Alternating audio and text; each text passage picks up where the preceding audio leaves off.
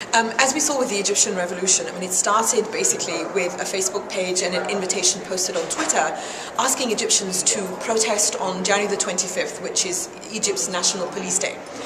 And the wonderful thing about Facebook and Twitter is that it has opened up a new world for young people, especially in a country where they were marginalized from state-controlled media and even the opposition media. Young voices were rarely heard, and basically young people felt they had no political future, no economic future, and no social future. So they would go on Facebook and they would go on Twitter and they would discuss the things about their future that they had nowhere else to discuss. So they gained this incredible sense of empowerment online, which they then took offline into the real world, and that's where Facebook and Twitter really become important, in that it becomes a room, basically this virtual space where you get to talk about things that you haven't had a chance to talk about before, and then you make them real and concrete by taking those things onto the street. And when they did that in Egypt on January the 25th, it galvanized Egyptians of every age group and every background. So it was no longer confined to the young people who use Facebook and Twitter, but to every Egyptian, because they saw on the street real Egyptians marching who then encouraged them to march.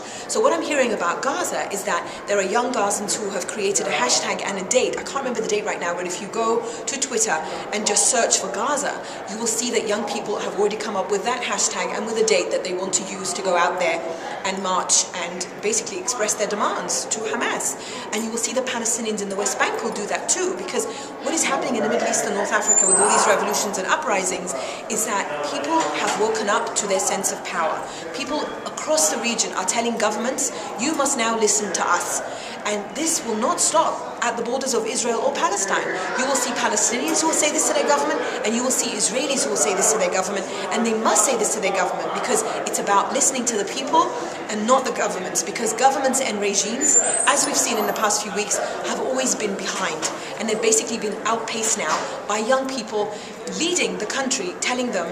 you now must listen to us.